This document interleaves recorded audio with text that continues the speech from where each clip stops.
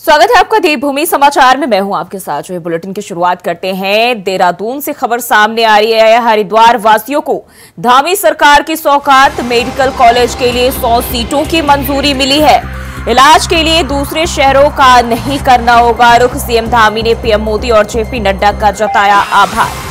स्वास्थ्य सेवाओं के सुधार की दिशा में सरकार कार्यरत है और मुख्यमंत्री पुष्कर सिंह धामी का यह ऐलान। जल्द ही हरिद्वार मेडिकल कॉलेज का संचालन शुरू किया जाएगा। मेडिकल कॉलेज के लिए 100 मेडिकल सीट आवंटित किए गए। प्रदेश में स्वास्थ्य सुविधाओं को विकसित करने के लिए सरकार संकल्पित है।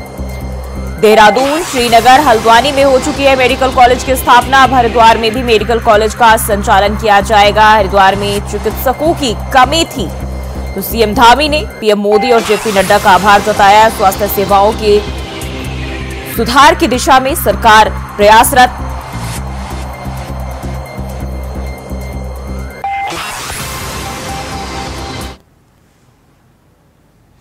और देहरादून से एक और जानकारी सामने आ रही है। प्रदेश में शिक्षा विभाग को 143 शिक्षक मिले। बीमार शिक्षकों की अब होगी अनिवार्य सेवानिवृत्ति। महानिदेशालय को जिले से मिले शिक्षकों की रिपोर्ट। शारीरिक, मानसिक और स्वस्थ शिक्षकों की रिपोर्ट मिली है। डीजी शिक्षा की सख्ती के बाद विभाग के हरकत में आए अधिकारी और 2 साल बाद शिक्षा विभाग के अधिकारियों ने दी रिपोर्ट। 2 साल पूर्व शिक्षा मंत्री दे चुके हैं अनिवार्य सेवानिवृत्ति के आदेश। और बागेश्वर में 3 शिक्षक बीमार मिले। अल्मोड़ा में 2 शिक्षक और नैनीताल में 4, चमोली में 8 शिक्षक बीमार मिले हैं। वहीं रुद्रप्रयाग की अगर बात करें तो 3, उधम सिंह नगर में 1 और चंपावत में 2, पौड़ी में भी 2 शिक्षक बीमार मिले। देहरादून में 100 शिक्षक बीमार। वहीं उत्तरकाशी में भी 2, हरिद्वार में 13 और टिहरी में 3 शिक्षक बीमार मिले हैं। महानिदेशालय को जिले से शिक्षकों की रिपोर्ट मिली है। शारीरिक, मानसिक और अस्वस्थ शिक्षकों की रिपोर्ट दी गई है। और डीजी शिक्षा जो है अब इस पर सख्त हुए हैं। अलग अलग जगहों से ये रिपोर्ट जो है वो दिए गए हैं। वहीं अब 2 साल बाद शिक्षा विभाग के अधिकारियों ने रिपोर्ट दी है। तो डीजी शिक्षा की शक्ति के बाद विभाग के हरकत में अधिकारी आए। तो वहीं ये दिखा रहे हैं, नैनीताल में 4 शिक्षक बीमार मिले हैं। प्रदेश में शिक्षा विभाग की अब सख्ती देखी जा रही है। चमोली में बात करें तो 8 शिक्षक बीमार मिले। और इसी के साथ 2 साल बाद जो ये रिपोर्ट सौंपी गई है। रुद्रप्रयाग की अगर हम बात करें तो यहां भी 3 शिक्षक बीमार। रिपोर्ट के आधार पर 3 शिक्षक यहां भी बीमार मिले हैं। अगर उधम सिंह नगर में बात कर ले तो वहां भी 1 शिक्षक बीमार हुए हैं। डीजी शिक्षा के सख्ती के बाद ये रिपोर्ट सामने आई है। चंपावत में भी 2 शिक्षक बीमार मिले हैं। और विभाग के अधिकारियों ने जो है रिपोर्ट दी है जिसमें ये आंकड़े सामने आए हैं। पौड़ी में 2 शिक्षक बीमार। देहरादून में 100 शिक्षक बीमार मिले, यानी कि सबसे ज्यादा संख्या की बात करें तो देहरादून में है।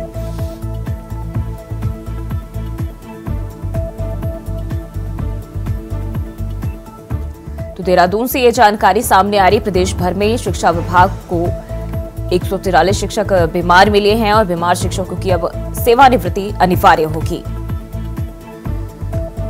और इसी खबर पर ज्यादा जानकारी के साथ अभय कैंतुरा देहरादून से हमारे सहयोगी हमारे साथ जुड़ गए। अभय, अब प्रदेश में शिक्षा विभाग को 143 शिक्षकों के बीमार मिलने की रिपोर्ट दी गई है, जिस पर अब बात करें तो शिक्षा विभाग भी सख्त है। सेवानिवृत्ति की जानकारी सामने आ रही है, क्या जानकारी? देखिए, सबसे बड़ी बात यह है कि शिक्षा विभाग के लिए जो चिंता का विषय है वो यही है कि शिक्षा विभाग के जो शिक्षक हैं, यानी जो इस समय कार्यरत शिक्षक हैं, जो इस समय गंभीर बीमारियों से जूझ रहे हैं, वो लोग सेवानिवृत्ति नहीं चाहते हैं। और यही वजह है कि जब पढ़ाई में इन सब चीजों की बाधा उत्पन्न होने लग गई है तो विभाग की तरफ से अब ये कड़ा कदम उठाने का काम यहाँ पर किया जा रहा है। 2 साल पहले विभाग के भीतर शिक्षा मंत्री की तरफ से साफ तौर पर कहा गया था कि जो ऐसे शिक्षक हैं जो पढ़ाने में इस समय असमर्थ हैं, गंभीर बीमारियों से जूझ रहे हैं, उन्हें उनकी जो अनिवार्य सेवानिवृत्ति है वो देने का काम विभाग की तरफ से कर दिया जाए। और उसके लिए बाकायदा पूरी जो प्रक्रिया होती है विभाग के भीतर कि कहाँ किस जनपद में कितने ऐसे शिक्षक हैं उनकी तैनाती कहाँ पर है, उनको अनिवार्य सेवानिवृत्ति कब तक दी जानी है, जो स्कूलों में इस समय तैनात है उनकी जगह पर दूसरे जो ट्रांसफर वहां पर होने हैं, उन सब प्रक्रियाओं को पूरा करने का काम यहाँ पर किया जाए। लेकिन 2 साल से विभाग के जो अधिकारी थे ना तो वो इस दिशा में ध्यान दे रहे थे और ना ही शिक्षकों की तरफ से अनिवार्य सेवानिवृत्ति के लिए कोई आवेदन यहाँ पर किया जा रहा था। अब ये कह सकते हैं कि शिक्षा विभाग में जो महानिदेशक हैं उनकी तरफ से जब इस पूरे विषय पर सख्ती बरतने का काम यहाँ पर किया गया तो विभाग के अधिकारी भी हरकत में आए। 2 साल से जो रिपोर्ट विभाग के अधिकारी नहीं दे पा रहे थे, 3 दिन के भीतर विभाग के अधिकारियों ने जमा करने का काम यहाँ पर किया और उसमें सीधे तौर पर जो जानकारी निकल के सामने आई है, ऐसे 143 शिक्षक शिक्षा विभाग में सामने आए हैं जिनकी अनिवार्य सेवानिवृत्ति अब यहाँ पर की जाएगी। यानी वो शिक्षक है जो अपने मूल तैनातियों से हटकर दूसरे विभागों में या फिर महानिदेशालय स्तर पर अटैचमेंट पे यहाँ पर ले रखे हैं और गंभीर बीमारियों से जूझ रहे हैं। उनकी जगह पर ना तो स्कूलों में कोई दूसरे शिक्षक ट्रांसफर हो पाए और ना ही वहां पर कोई पठन पाठन का काम वहां पर उनके द्वारा कोई किया जा रहा है। इसीलिए विभाग की तरफ से अगर हम आंकड़ों को देखें तो सबसे ज्यादा देहरादून से ये आंकड़े सामने आए हैं और सबसे हैरत की बात यह है कि इसके पहले इस तरह के जो मामले वो सामने नहीं आए और अचानक अब 3 दिनों में रिपोर्ट भी दी जाती है।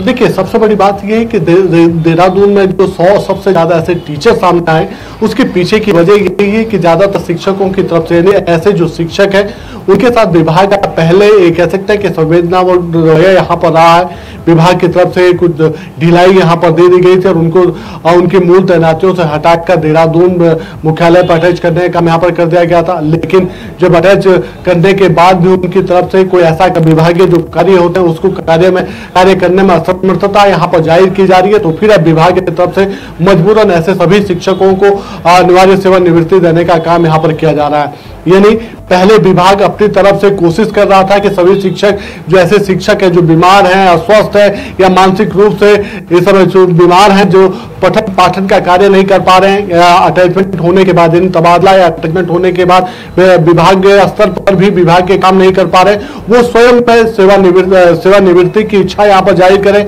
आवेदन करें, विभाग उनको ससम्मान यहाँ पर उनकी सेवानिवृत्ति देने का काम यहाँ पर करेगा। लेकिन शिक्षकों की तरफ से ऐसा बिल्कुल नहीं किया गया। यानी उनके तरफ से और अटैचमेंट यहाँ पर मांगने का काम यहाँ पर किया गया और जब ऐसे शिक्षकों की सूची बनाने का काम विभागीय स्तर पर किया गया तो 143 ऐसे शिक्षक 143 ऐसे शिक्षक विभाग के सामने नजर आए जो ना तो विभागीय काम करने में समर्थ है और ना ही पठन पाठन का वो काम यहाँ पर करा पा रहे हैं। इसलिए अब ऐसे सभी शिक्षकों की सेवानिवृत्ति के लिए जो अनिवार्य सेवानिवृत्ति है उसकी तैयारी यहाँ पर विभाग के स्तर पर की जा रही है ताकि उनको जल्द से जल्द सेवानिवृत्ति की जा सकती है इन लोगों की, क्योंकि अब जब हरकत में अधिकारी भी आ गए हैं और रिपोर्ट भी सामने आ चुके हैं। ये कह सकते हैं कि विभागीय स्तर पर उन सभी की सेवानिवृत्ति की फाइल तैयार करने का काम विभाग के अधिकारियों की तरफ से किया जा रहा है।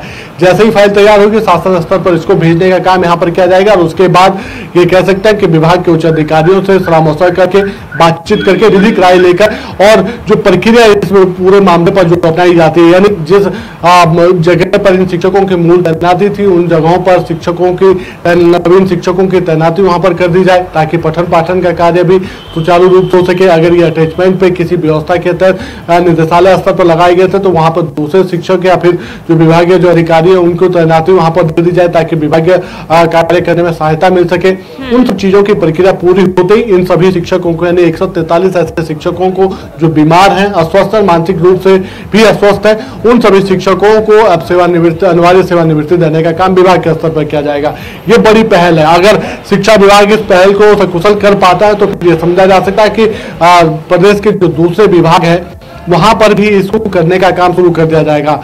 इससे पूर्व में ये कह सकते हैं कि पूर्व में यही प्रक्रिया परिवहन विभाग के भीतर अपनाने का काम परिवहन विभाग के अधिकारियों ने किया था। तब उस समय कड़ा विरोध कर्मचारियों का वहां पर देखने को मिला था। कुछ अनिवार्य सेवानिवृत्ति करने का काम विभाग के स्तर पर कर दिया गया था। उसके बाद उस प्रक्रिया को ठंडे बस्ते में डालने का काम यहाँ पर कर दिया गया था।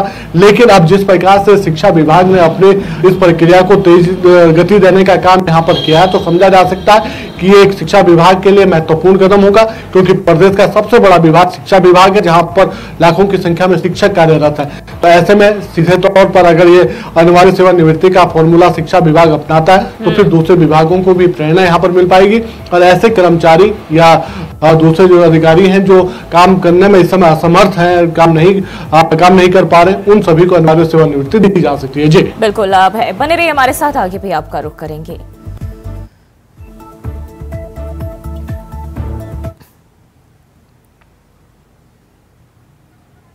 देहरादून से बड़ी खबर सामने आ रही। उत्तराखंड में बीते साल पहुंचे रिकॉर्ड तोड़ श्रद्धालु। लगभग 6 करोड़ पर्यटक और श्रद्धालुओं ने किए दर्शन। उत्तराखंड में हर साल पर्यटकों की बढ़ रही संख्या। इस बार भी 35 लाख से ज्यादा श्रद्धालु पहुंचे चार धाम।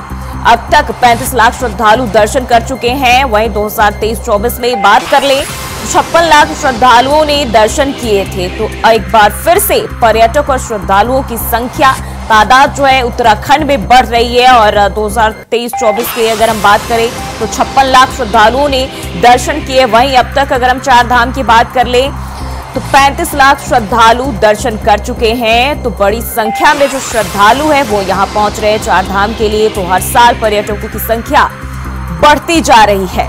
तो लगभग 6 करोड़ पर्यटक और श्रद्धालुओं ने दर्शन किए हैं।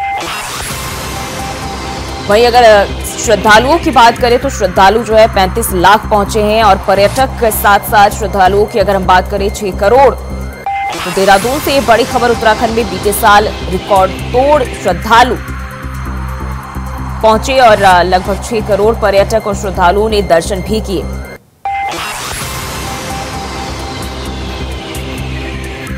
तो साल दर साल पर्यटकों की संख्या प्रदेश में बढ़ती जा रही है,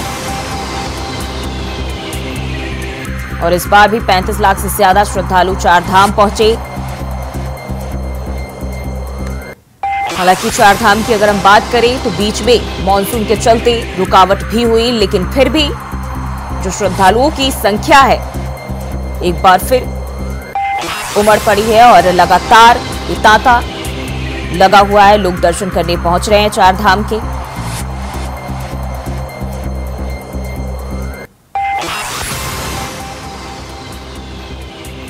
वहीं अब तक 35 लाख श्रद्धालु दर्शन कर चुके हैं, और रिकॉर्ड तोड़ श्रद्धालु जो है वो पहुंचे। एक बार फिर से अभय कैंथुरा के रुख कर लेते हैं। अभय, उत्तराखंड में अगर बीते साल की बात करें तो रिकॉर्ड तोड़ श्रद्धालु पहुंचे, और ये आंकड़ा साल दर साल बढ़ता ही जा रहा है। जी मैं ये कह सकते हैं कि राज्य सरकार की तरफ से जो सुरक्षित यात्रा का संदेश उत्तराखंड को लेकर दिया जा रहा है, उसके सफल परिणाम यहाँ पर दिखने लगे हैं। राज्य में साल दर साल श्रद्धालुओं और पर्यटकों के आने का जो आंकड़ा है वो आंकड़ा लगातार बढ़ रहा है। पिछले साल की अगर हम बात करते हैं तो पिछले एक साल के भीतर राज्य में लगभग 7 करोड़ के करीब श्रद्धालु यहाँ पर पहुंचे हैं। ये वो आंकड़ा है जो राज्य के लिए सुखद अनुभव देने वाला है। राज्य की जो आर्थिकी है उस आर्थिकी को बढ़ाने वाला ये आंकड़ा कहा जा सकता है। इस बार भी अभी तक ये कह सकते हैं कि अकेले चार धाम यात्रा में 35 लाख से ज्यादा श्रद्धालु यहाँ पर दर्शन कर चुके हैं, और जिस प्रकार से अभी तक 70 लाख से ज्यादा रजिस्ट्रेशन चार धाम यात्रा के लिए यहाँ पर हुए, तो ऐसे में समझा जा सकता है कि आने वाले 2 महीने जो यात्रा के रहे हैं उन 2 महीनों में लगभग ये कह सकते हैं कि यह आंकड़ा पिछले बार के आंकड़ों से ज्यादा यहाँ पर बढ़ा हुआ नजर आएगा। पिछले बार अकेले चार धाम यात्रा में 56 लाख श्रद्धालुओं ने दर्शन करने का काम यहाँ पर किया था, और जिस प्रकार से देहरादून, हरिद्वार, नैनीताल, उधम सिंह नगर, रुद्रपुर, आपके चमोली, उत्तरकाशी में जिस प्रकार से श्रद्धालु आ रहे हैं, ऐसे में नए डेस्टिनेशन को डेवलप करने का काम जो धामी सरकार यहाँ पर कर रही है, उसी के सफल परिणाम है कि साल दर साल जो श्रद्धालुओं के आने का, उत्तराखंड में आने का जो आंकड़ा है वो बढ़ रहा है। उससे सीधे तौर पर कह सकता है कि राज्य की आर्थिकी में भी इजाफा हो रहा है, लोगों की आर्थिकी मजबूत हो रही है, और राज्य का जो पर्यटन सेक्टर है, पर्यटन जो उद्योग है और मजबूत होता हुआ नजर आ रहा है। सरकार की तरफ से कोशिश लगातार की जा रही है। अभी ये कह सकता है कि वर्तमान में पर्यटन विभाग की तरफ से सभी जिलों के लिए, राज्य के जो 13 जिले हैं, 13 नए डेस्टिनेशन डेवलप करने का काम यहाँ पर किया जा रहा है। राज्य और केंद्र के बीच पे जो अटूट ये कह सकते हैं कि गठजोड़ यहाँ पर दिख रहा है, उस गठजोड़ के चलते राज्य में जो चाहे वो भारत माला मंदिर मिशन परियोजना हो या फिर जो नए सेक्टर यहाँ पर डेवलप होने, चाहे वो रामायण काल का सेक्टर हो, महाभारत काल का सेक्टर हो, या फिर जो दूसरे सेक्टर यहाँ पर डेवलप होने हैं उसको लेकर भी ये कह सकते हैं कि उत्सुकता नए पर्यटकों में, श्रद्धालुओं में देखने को अभी से यहाँ पर मिल रही है। इसके अलावा पर्यटन विभाग उत्तराखंड प्रदेश के जो दूसरे तमाम राज्य, चाहे वो दक्षिण राज्य हो या फिर पूर्वोत्तर राज्य हो, उनसे भी संपर्क बनाने का काम राज्य सरकार की तरफ से किया जा रहा है। पर्यटन विभाग उस पर लगातार सही। अब है मानसून सीजन के दौरान हमने देखा कि जो प्राकृतिक आपदाएं हैं, कहीं न कहीं श्रद्धालु और जो पर्यटक हैं, ये प्राकृतिक आपदा कहीं ना कहीं इसमें बाधा बनी है। और अब जब ये सब चीजें साफ हो गई है, क्लियर हो गई है, एक बार फिर से यात्रा सुचारू रूप से जारी है और बड़ी संख्या में लोग जो वहां पहुंच रहे हैं, तो क्या कुछ खास सुविधाएं अभी पर्यटकों के लिए, श्रद्धालुओं के लिए, क्योंकि जिस तरीके से जो आपदाएं आई हैं काफी नुकसान भी हुआ है? देखिए, सबसे बड़ी बात यह है कि उत्तराखंड राज्य में मानसून सीजन के दौरान लगभग 71 के चाहे पर्यटन यात्राएं हों या धार्मिक यात्राएं, वो लगभग यहाँ पर शून्य के स्तर पर पहुंच जाते हैं, क्योंकि आवागमन के जो मुख्य साधन यहाँ पर होते हैं वो सड़क मार्ग से होकर गुजरने के होता है, और इस दौरान वहाँ पर सड़कें क्षतिग्रस्त हो जाती है, मलबा प्रभावित हो जाती है। तो उस दौरान सुरक्षित यात्रा का जो मुहिम सरकार छेड़ती है उसको भी ध्यान में रखते हुए यात्रा को बंद करने का काम सरकार की तरफ से किया जाता है। लेकिन जैसे ही मौसम साफ होता है, जो मार्ग अवरुद्ध होते हैं, उन मार्गों को खोलने का काम प्रशासन की तरफ से किया जाता है। तो फिर यहाँ पर एक बार फिर जो पर्यटकों के या श्रद्धालुओं के आने का जो सिलसिला है उस पर लगातार इजाफा होने लगता है। पिछले दिनों हमने खुद केदारनाथ धाम में ये कह सकते हैं कि जो सोनप्रयाग के पास की जो तस्वीरें हमने दिखाई थी, उसमें साफ तौर पर हजारों की संख्या में श्रद्धालु केदारनाथ धाम जाने के लिए उत्सुक वहां पर दिखाई दे रहे थे, जबकि केदार घाटी में जुलाई के महीने में जो भीषण बारिश आई थी उससे मार्ग अवरुद्ध हुए थे। लेकिन प्रशासन ने दिन रात मेहनत करके अथक प्रयासों के जरिए उस मार्ग को सुचारू रूप करने का काम यहाँ पर किया। तो ये समझा जा सकता है कि जिला प्रशासन अपनी भूमिका अदा कर रहा है। मुख्यमंत्री पुष्कर सिंह धामी लगातार इस यात्राओं को लेकर, चाहे चार धाम की यात्रा हो या फिर दूसरे जो पर्यटन बहुत बहुत शुक्रिया जानकारी साझा करने के लिए। तो अब जो है सरकार एक बार फिर से पूरी तरह से श्रद्धालुओं को पूरी सुविधाएं देने के लिए तैयार है। और वहीं बढ़ते आगे देहरादून से खबर सामने आ रही है। उत्तराखंड एसटीएफ ने हरिद्वार से एक ऐसे अपराधी को गिरफ्तार किया है जो विदेशों में बैठे साइबर ठगों को सिम कार्ड भेजता था, जिनके जरिए साइबर ठग ने देश में लोगों को फोन या मैसेज के जरिए इनसे ठगी किया करते थे। वहीं पुलिस का दावा है कि गिरफ्तार अभियुक्त अब तक 20,000 से ज्यादा सिम विदेशों में भी भेज चुका है और अब भी सिम कार्ड भेजने की फिराक में था, लेकिन उससे पहले एसटीएफ ने उसे गिरफ्तार कर लिया। प्रदेश में हो रही साइबर ठगी के बढ़ते मामलों की जांच में जुटे उत्तराखंड एसटीएफ को बड़ी कामयाबी मिली है। एसटीएफ ने हरिद्वार के थाना मंगलोर क्षेत्र से एक अभियुक्त को गिरफ्तार किया है, जिसके पास 1800 से ज्यादा सिम कार्ड, 2 बायोमेट्रिक मशीन और 2 मोबाइल फोन भी बरामद किए गए हैं। वहीं एसटीएफ का दावा है कि गिरफ्तार अभियुक्त थाईलैंड, कंबोडिया, म्यांमार के अलावा भारत के कई राज्यों में साइबर ठगों को सिम उपलब्ध कराता था और अब तक 20,000 से ज्यादा सिम विदेश भेज चुका है। वही मामले पर Dehradun IG law and order Nilesh Anand भरने का कहना है कि उत्तराखंड एसटीएफ ने आज हरिद्वार स्थित एक गिरोह का भंडाफोड़ किया। यह गिरोह लोगों के आधार कार्ड और बायोमेट्रिक्स पर कब्जा कर लेता था। व्हाट्सएप पर नंबरों के माध्यम से साइबर जालसाज भारत में कॉल करते थे और साइबर धोखाधड़ी करते थे। ये उत्तराखंड एसटीएफ ने आज एक बड़ा मामला क्रैक किया है। जो एक मंगलोर हरिद्वार बेस्ड गैंग था, उसको आज जो है 2000 से ज्यादा सिम कार्ड के साथ अरेस्ट किया है। ये गैंग जो है बड़े शातिर तरीके से कार्य करता था। जो क्षेत्र की जनता है और आसपास मुजफ्फरनगर, सहारनपुर ऐसे एरिया में जो है इनका नेटवर्क कार्यरत था और ये जो है लोगों से कुछ अलग अलग प्रलोभन देकर, जैसे कि चाय का टी सेट देकर या पैसे देकर जो है उनके आधार कार्ड, बायोमेट्रिक प्राप्त कर लेते थे और उसके आधार पर सिम कार्ड इशू कराते थे और उस सिम कार्ड को जिस व्यक्ति के नाम पे कर उसको ना देते हुए खुद ऑपरेट करते थे।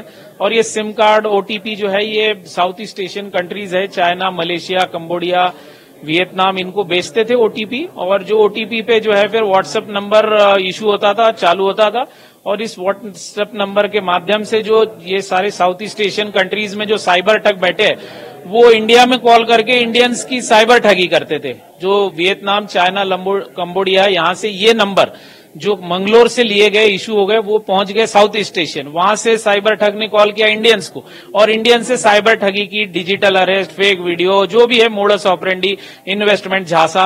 तो ऐसे 35 एफआईआर अब तक के जो है ऐसे ये जो सिम बेचे गए उनसे लिंक हुए 35 एफआईआर इंडिया में, जिसमें 2 एफआईआर जो है हमारे उत्तराखंड के, जिसमें एक 10 लाख की साइबर ठगी इन्हीं सिम कार्ड को इशू करके हुई है, 10 लाख की जो गोपेश्वर की, और एक बड़ी ठगी जो है वो 1 करोड़ से ज्यादा की एक बंगाल की भी है। इन 35 एफआईआर में और हम लोग विवेचना कर रहे हैं किस किस कौन कौन सी ठगी हुई। और भारत कजाकिस्तान संयुक्त सैन्य अभ्यास काजिंद 2024 का 8वां संस्करण उत्तराखंड में पूरी तरह से विकसित और आधुनिक विदेशी प्रशिक्षण नोड ओली में शुरू हुआ। यह अभ्यास 30 सितंबर से 13 अक्टूबर 2024 तक आयोजित होने वाला है। संयुक्त अभ्यास के उद्घाटन समारोह में कजाकिस्तान के कर्नल करीबेयव नुरलान कमांडर कजाकिस्तान कॉन्टिंजेंट और कर्नल योगेश उपाध्याय कमांडर भारतीय कॉन्टिंजेंट ने भाग लिया। काजिंद अभ्यास भारत और कजाकिस्तान में वैकल्पिक रूप से आयोजित एक वार्षिक प्रशिक्षण कार्यक्रम है। अंतिम संस्करण जुलाई 2023 में कजाकिस्तान में आयोजित किया गया था। भारत और कजाकिस्तान संयुक्त सैन्य अभ्यास ओली में शुरू किया गया। ये जॉइंट मिलिट्री एक्सरसाइजेज जो होती हैं, इसमें दोनों देशों की आर्मीज को एक दूसरे के साथ काम करने का मौका मिलता है। कुछ चीजें हम लोग उनकी आर्मी से सीखते हैं और कुछ लोग हमारी आर्मी से, वो लोग अपने जो भी ऑपरेशंस के तरीके होते हैं, तौर तरीके होते हैं, वो सीखते हैं। और इसके अलावा दोनों जो आर्मीज हैं उसकी एक्सरसाइज, जॉइंट एक्सरसाइज से दोनों देशों के बीच में परस्पर मैत्री का जो संबंध है वो। बढ़ते आगे खबर देहरादून से है, जहां पुलिस मुख्यालय में सेमिनार आयोजित किया गया। सेमिनार में डिजिटल युग में महिलाओं की सुरक्षा और साइबर क्राइम पर जागरूकता बढ़ाने पर चर्चा की गई। सेमिनार में विशेषज्ञों ने यहां मौजूद लोगों से सीधे संवाद करते हुए जागरूक किया और इस दौरान फिक्की फ्लो उत्तराखंड चैप्टर की अध्यक्ष डॉक्टर चारू चौहान और पुलिस के सहयोग से यह आयोजन किया गया। सेमिनार में डीजीपी अभिनव कुमार बतौर मुख्य अतिथि शामिल हुए। उन्होंने राज्य भर में महिला सुरक्षा के उपाय को लेकर जोर दिया और इस दिशा में उत्तराखंड पुलिस की कोशिश की जानकारी साझा की। इंटरैक्टिव प्रश्नोत्तर सत्र में लोगों ने विशेषज्ञों से सीधे संवाद भी किया।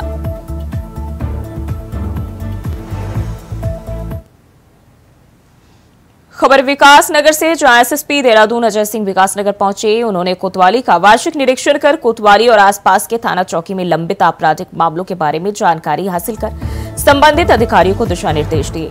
साथ ही इस दौरान एसएसपी देहरादून अजय सिंह ने एक प्रेस कॉन्फ्रेंस को भी संबोधित किया, जहां उन्होंने पत्रकारों के सवाल पर कहा कि देहरादून पुलिस आपराधिक वारदातों के साथ होटल और स्पा सेंटरों की आड़ में होने वाले अनैतिक देह व्यापार के खिलाफ लगातार अभियान चला रही है। साथ ही कहा कि गेस्ट हाउस और रिसोर्ट के मामलों में प्रशासन के सहयोग से अभियान शुरू किया जाएगा। साथ ही उन्होंने क्षेत्र में बढ़ते नशे और अतिक्रमण के खिलाफ स्थानीय लोगों को भी सहयोग करने की आवश्यकता बताई और कहा कि जल्द ही विकासनगर में बढ़ते देह व्यापार, अवैध नशा, अतिक्रमण, यातायात व्यवस्था को दुरुस्त किया जाएगा।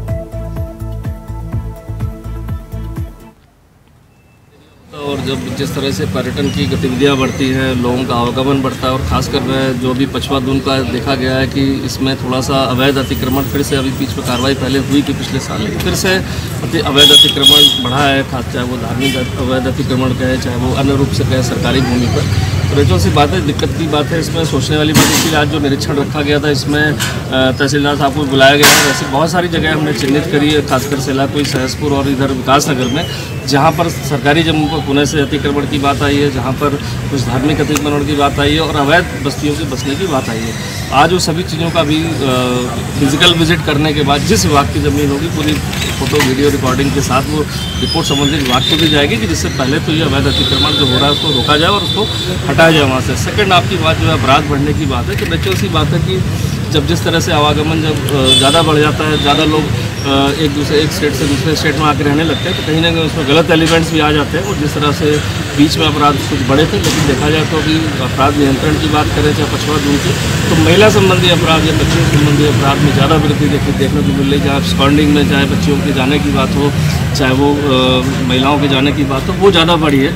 ये सोचने में शायद सामाजिक रूप से भी है कि क्या कारण है ऐसे कि ऐसे बच्चियाँ या ऐसे महिलाएँ जा रही है। तो महिला संबंधी अपराध एक चिंता की बात है। कोशिश रहेगी कि जल्दी जल्दी अगर हम उनका अनावरण करें, उनकी बरामदगी करें, कोर्ट में चार्जशीट चली जाए, तो कहीं ना कहीं इस पर अपराधियों को जब सज़ा मिलती है तो एक मैसेज जाता है कि हाँ भाई, अगर वो अपराध करेंगे महिला और बच्चियों के साथ तो उनको सज़ा मिलेगी। देवभूमि समाचार में फिलहाल के लिए बस इतना ही। खबरों के लिए बने रहिए इंडिया वॉइस के साथ।